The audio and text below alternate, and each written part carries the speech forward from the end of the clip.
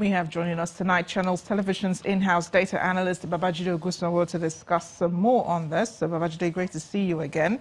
Good evening, Amarachi. The 2018 budget of consolidation is finally here. How do you think we can avoid delays in the passage of the 2019 budget?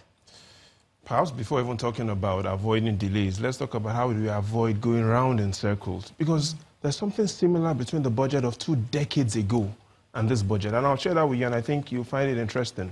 But before that, let's look at 3 problems, and we'll look at 3 solutions. The first is the budget time in which you've talked about. It's taken 225 days between when the president presented the 2018 budget at the National Assembly and when he finally approved it. Here's what it means.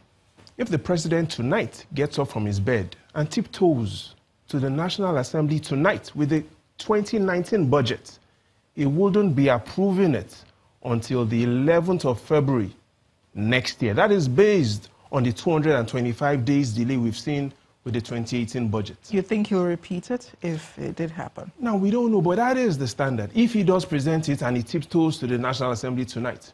But here's a solution that we need to consider.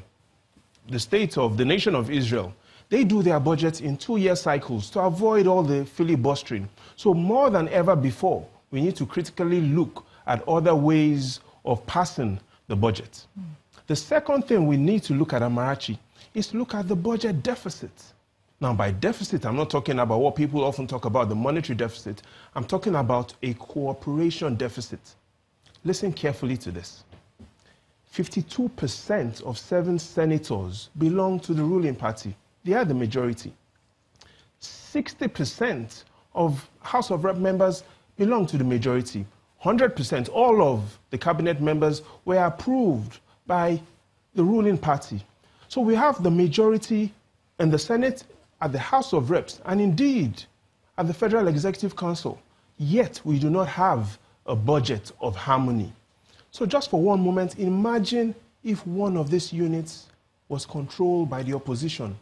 We wouldn't have a budget. So more than ever before again, we need the courts to clearly tell us what exactly are the responsibilities of the executive and the legislator. We need that to happen right now. And finally, let's look at what I talked about, the similarity between the budget of 1998 and this budget. In 1998, we had the budget all benchmarked then, $17 per barrel. Nigerians were excited because then poverty was above 60%. The expectation was a $17 budget of 1998 will get us out of poverty. 2 decades after, the oil benchmark is 3 times what it was in 1998, $51 a barrel. What is the poverty rate?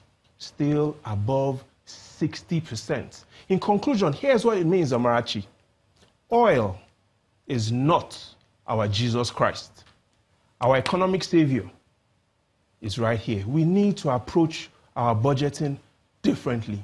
We need to start implementing by looking at alternative and creative solutions. That is what we need to start doing.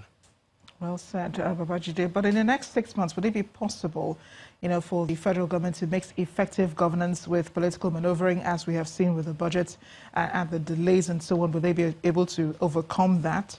No, the fact shows in the next 6 months it's going to be one word: politics. We have the Ekiti State election next week, which we'll still be analyzing. Then we have the Osun State election. And here's the interesting thing about the Ekiti State election. If the ruling party wins, it will then have all its governors from the Northwest, all its governors from the North Central, and all of its governors from the Southwest. So next week will be interesting. But more than ever before, let's not forget, oil is not our Jesus Christ. Our economic savior is right here. We'll keep thinking on that, Babajide. Thank you so much for joining us on the News at 10. Thank you, Amarachi.